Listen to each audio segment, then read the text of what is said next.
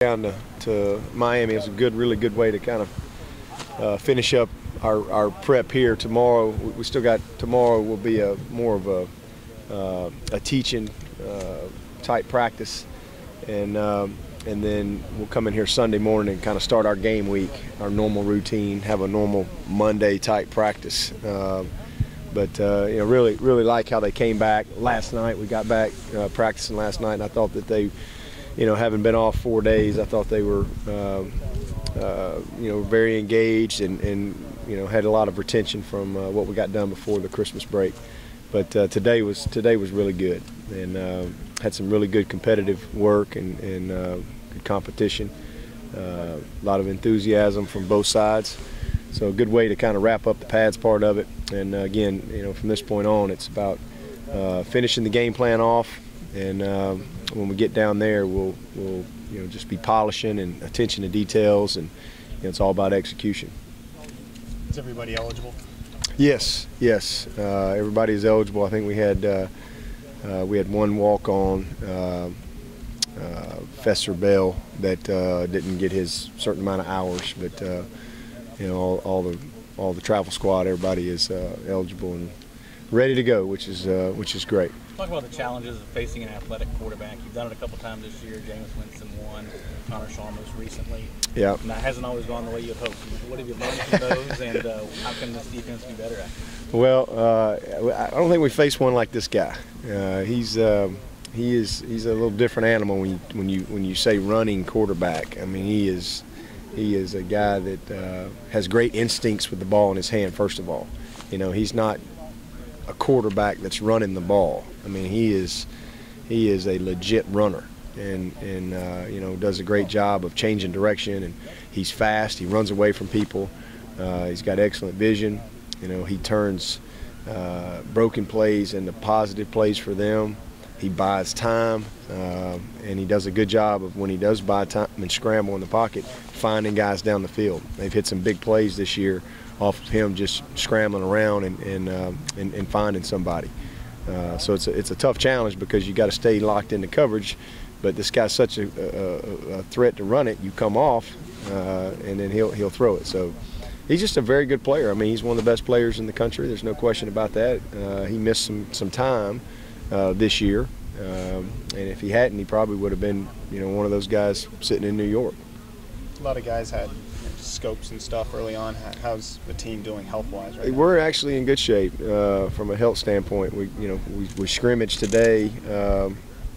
We did some live work with our varsity, but then we scrimmaged after practice, and it's good to see Carlos Watkins and Kevin Dodd able to get a little bit of work in, working their way back into full speed. So health-wise, we're in good shape. I mean, we had some guys just cleaned up a few things that had been lingering. We'll have a few more guys once we get through this game that'll have some things that they'll have to get done, but we got all hands on board right now. Where does Zach fall into the running back? He's looks good. He actually was one of the guys that had a scope, on his shoulder, his labrum. He feels a lot better and has practiced. So we actually did that right after the South Carolina game. So he's had a lot of time to get well and has practiced well. Aside from actually getting a bowl win and your 11th win and all that, how important is it to get a win in your last game of the season, and how that kind of sets the tone going into the offseason and all that? Well, I mean, it creates great momentum as you go into the off-season program and all that kind of stuff. Everybody talks about your last game for 8 months. That's always a positive or negative, but it really, I say all the time, you start over every spring, regardless of what happens in your last game. That doesn't have anything to do with your opener next year. But from a momentum standpoint and just good vibe, good, if you will, people feeling good about where you are. It's always huge to win that last one. And this isn't just a game. I mean, this is an Orange Bowl. We hadn't won an Orange Bowl in a long time. We haven't won a BCS yet, so we're trying to do that.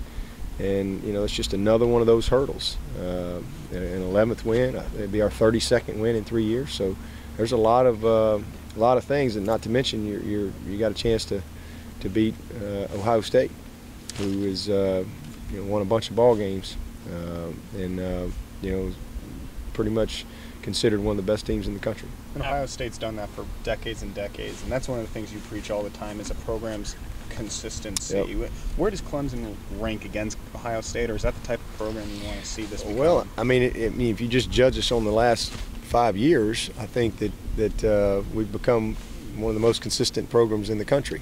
It's more consistent than Ohio State, if you will. I mean, there's a lot of teams out there that would love to have the accomplishments that this team have had in the last few years. And as far as consistently being ranked and school things that we've done here, records that we've set here at Clemson, and all that kind of stuff. And that's what you got to do. Y'all heard me say a few years ago, everybody was excited about winning the league and winning 10 games for the first time, and that was great. But my response was, we got to do it again. We got to go have another 10+ win season and another one and another one. Until we do that, we're not going to get the type of national relevance that we all want to have. And I think that's what you've seen. That's why we were in the top 10 for 14 weeks this year. That's why we've set the school record for being in the top 15, because people have recognized that consistency. And we've played good people. And this is our 6th top 12 matchup in our last 15 games. So it's not like we haven't had some challenges. I mean, we've had to, and then there was, for a long time, people said, well, Clemson, they lose to somebody they're not supposed to lose to. Well, we've won 18 games in a row versus unranked opponents by double digits. So that's consistency. And until you do those things, you're not going to get the national respect or relevance that we all want to have as a program. And so I definitely think that we have gotten beyond a lot of those hurdles, and we're not to the top of the mountain, but we can see it. We're not just circling it, we're climbing. And we just got to continue to, again, grow as coaches and develop our players and recruit our tails off, and have great discipline in what we do. Graduate our guys, and we're going to get there. We're a lot closer than some people may think from getting where we want to be. I like where we are from a program standpoint, and look forward to what's coming.